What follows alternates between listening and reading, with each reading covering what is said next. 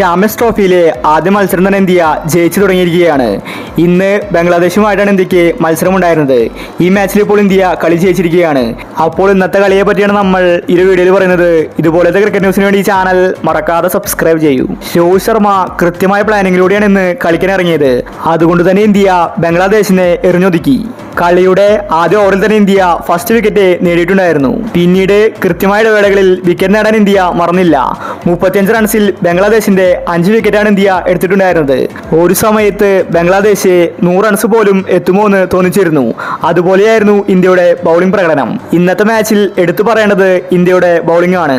പക്ഷേ ആദ്യത്തെ 10 over India ബൗളിംഗിൽ ഞെട്ടിച്ചുവെങ്കിലും പിന്നീട് അങ്ങോട്ട് ബംഗ്ലാദേശ് പിടിമുറുക്കുന്ന കാഴ്ചയാണ് കാണാൻ സാധിച്ചത്.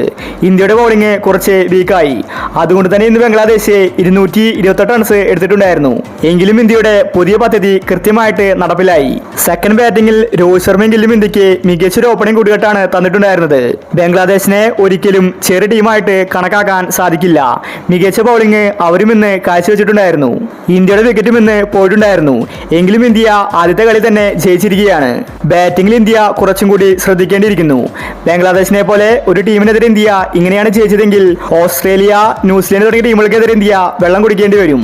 അതുകൊണ്ട് ഇന്ത്യ ബാറ്റിംഗിലാണ് കൂടുതൽ ശ്രദ്ധ കൊടുക്കേണ്ടത്. ബൗളിംഗ് ഇപ്പോൾ മികച്ച രീതിയിൽ മുന്നോട്ട് പോകുന്നുണ്ട്. ഈ ഒരു ചാമ്പ്യൻസ് ട്രോഫി ഇന്ത്യക്ക് എന്ത് വില കൊടുത്തും നേടേണ്ടതുണ്ട്. ഓപ്പണിംഗിൽ ശുഭ്മാൻ ഗില്ലിനെ തകർക്കാൻ ആർക്കും തന്നെ സാധിക്കില്ല. ഗില്ലാണ് ഇപ്പോൾ ഇന്ത്യയുടെ തുറുപ്പ് ചീട്ട്. പക്ഷേ കോഹ്ലി ഫോമിലേക്ക് തിരിച്ചു വരേണ്ടതുണ്ട്. മിഡിൽ ഓർഡർ കോഹ്ലിയുടെ കയ്യിൽ ഭദ്രമായിരിക്കണം. പക്ഷേ കോഹ്ലി ഇപ്പോൾ ഫോം ഔട്ടാണ്. ഇംഗ്ലണ്ട് പരമ്പരയിൽ ഇന്ത്യയുടെ വിശ്വസ്തനായ ശ്രേയസ് അയ്യരും ഇപ്പോൾ ഫോം ഔട്ടായിരിക്കുകയാണ്. ഗില്ലും രോഹിത് ശർമ്മയും മാത്രമാണൊന്ന് പിടിച്ചു നിൽക്കുന്നത്. എന്തായാലും ആദ്യ കളി തന്നെ ഇന്ത്യ കളറാക്കിയിരിക്കുകയാണ്.